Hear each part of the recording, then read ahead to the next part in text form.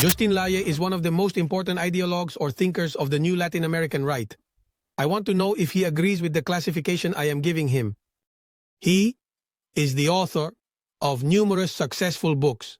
For example, Idiot Generation, which we already saw and presented here last time. The Black Book of the New Left, which is a classic, or the book The Cultural Battle. And he has a new one, which is as thick as the topic. What it deals with, which is called globalism. Not globalization, globalism, very current. So it's a pleasure to have you back here again. Later, we will tell the audience where they can show up if it's not already full. And how are you? Again, Miami. How are you, Juan? Thanks, I'm well. Thank you. What is the difference between globalism and globalization? Globalization is a term that has been around for some time. It appeared in the 1980s.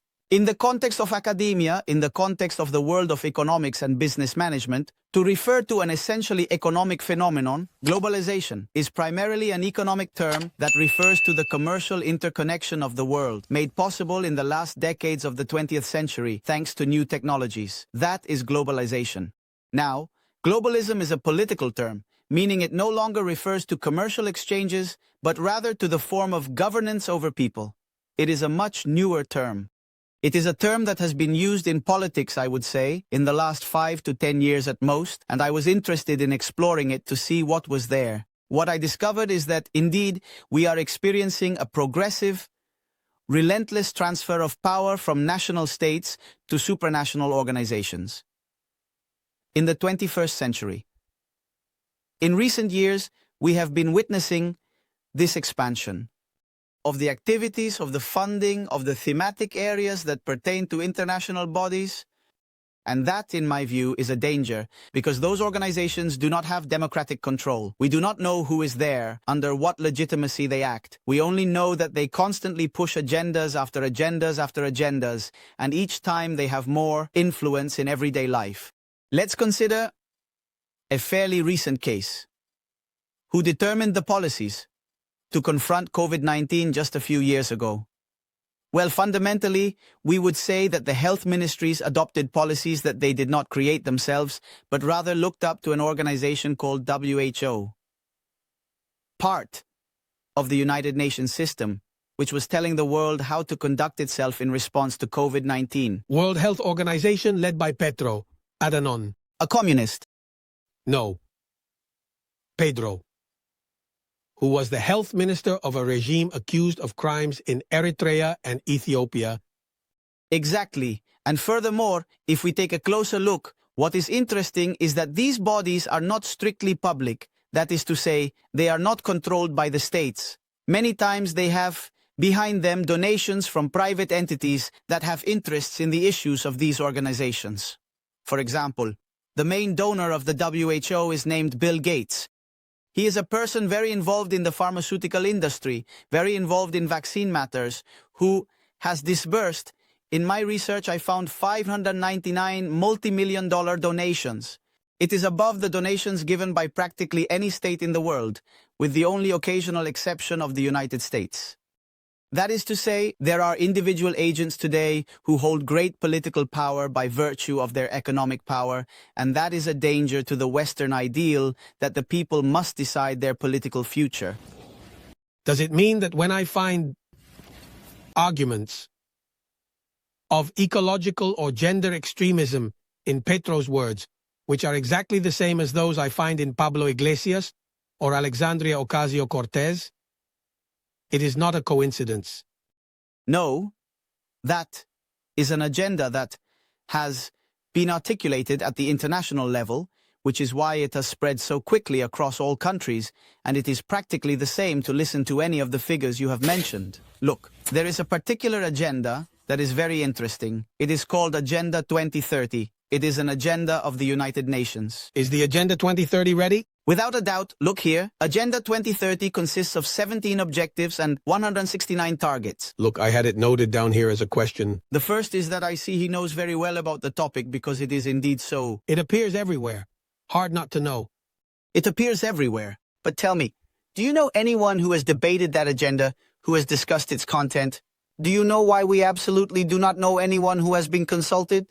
Do you agree with this or that goal, this or that target? There are, I insist, 17 goals and 169 targets, which were designed by just 87 people to be implemented over 8 billion human beings who inhabit the Earth. The 2030 Agenda must be applied by the year 2030 at the latest, which is why it is called that. It is intended that all nations adopt these policies or ideological frameworks that involve all the topics you can imagine. From industry to agriculture, energy, climate change, gender, sexuality. All these issues are part of the 2030 Agenda. The problem that these people face today is that those goals are not being met, and there are only 5 years left until the deadline. Why they aren't being fulfilled? As what these people are asking for is impossible. Because they are expensive. Exactly. The trick is very interesting. That is the trick. In the year 2000, the United Nations launched something called the Millennium Development Goals Agenda. There were 8 very demanding goals. And by the year 2012, there were only 3 years left to meet the deadline. And the United Nations said, look, we are not going to meet these 8 goals. In fact, we are not even close. We are going to create a new agenda called the 2030 Agenda. So in 2015, this new agenda was launched, which no longer has 8 goals, but instead has 17 and 169 targets. This is as absurd as if I told you the following. Look, I want to buy a Ferrari by the end of the month, and you ask me, what is your income? I say, $1,000 a month. You would say, but don't be silly, that goal is not realistic. And I would respond, but how is it not? Don't you think the Ferrari is nice? The Ferrari is beautiful. I can definitely buy it. At the end of the month, I come back to this table and you ask me, were you able to buy your Ferrari? And I tell him, no, I didn't buy it, but I have already redefined my goal for the next month. My new goal is a spaceship to go to the moon. You tell me, but you are a fool. This is how the United Nations works today. It does not meet its objectives and doubles them. This is how the county Miami-Dade works. On the election ballot, there is a wonderful question, which I don't know if it appears for everyone, asking you, do you want, although it is not legally binding, to have free Wi-Fi throughout the county, but they do not clarify how much it will cost. What does the whole county mean? It means that if I go to the Everglades and I'm talking to an alligator, I need to have Wi-Fi there. What are they talking about, right? So, is that the 2030 Agenda? They are getting people accustomed to the idea that there are free things and that individuals' lives depend on the goals set by politicians who are seen as the ones who will save humanity. That is the power that the 2030 Agenda has. Now notice that when you look at the goals, they are very commendable. For example, zero hunger. For example, universal education. Or for example, no more wars in the world. That is for the general public. For my universe. Exactly. Now, when you say, let's take a closer look and see how those objectives are coming along. Look, today, 2024, there is more hunger in the world than in 2015 when the 2030 Agenda started. Today, 2024, there are more wars in the world than in 2015 when the 2030 Agenda began. Today, the state of education in the world is worse after COVID-19 than it was in 2015 when the 2030 Agenda began. So, what happened? The United Nations met just a month ago, to say, hey, there are 5 years left until 2030, or almost 5 years, we are not going to meet these goals. So what is the solution? The 2045 Agenda. They already have another one, and it is for 2045. I confess that I started reading the 2030 Agenda and I didn't finish. 2 fundamental reasons. 1, that all the language reminded me, instinctively, the language of Castro's speeches.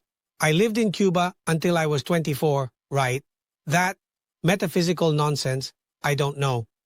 And then because each of these things becomes, how much does this cost? And how much does this other thing cost? And these aspirations, who is going to pay for them? And they say it clearly, the first world, yes, they have to pay for it. Yes, it is a large transfer of resources from the first world to what they consider. The trick they do with China is that China is not the first world. It is a developing country. Therefore, the first world must transfer resources to China. Look, it is a form of global demagoguery, just as we complain about Chavismo, Nicolas Maduro, and the Castros. This is demagoguery on a global level. The idea that the rich are to blame for absolutely everything and that they should foot the final bill ultimately translates to higher taxes for the general population, which believes that the wealthy are the ones paying for it. But it is the people who end up paying the bills of bureaucrats who get paid to say they want zero hunger. That is the madness of the United Nations today. Well, this is a preview of the new book by Agustin Laje, Globalism, Social Engineering, and Total Control in the 21st Century.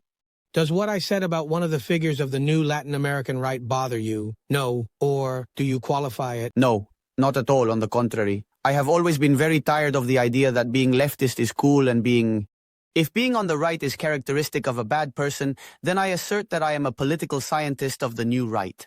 There is something emerging in our region, it is a new right, and in Argentina, we had a victory in that sense at the end of the year. Very good.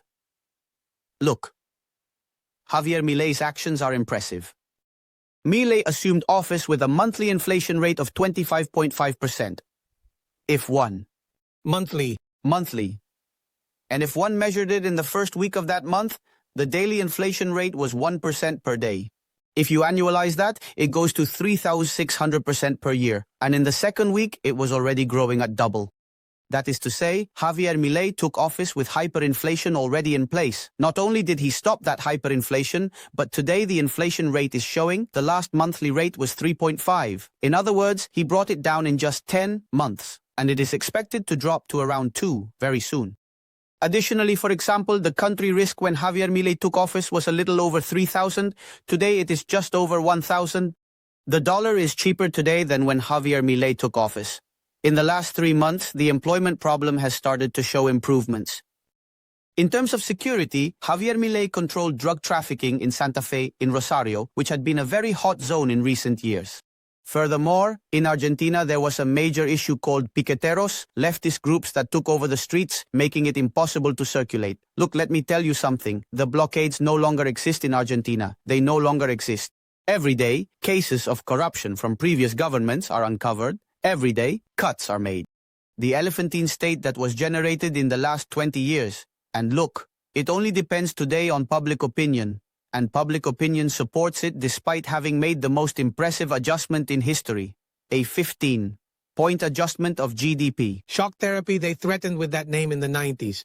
A question because we are here in the final stretch of the elections. The issue of inflation is tremendous. There is a colleague of yours, I can't remember the name right now, who wrote a book.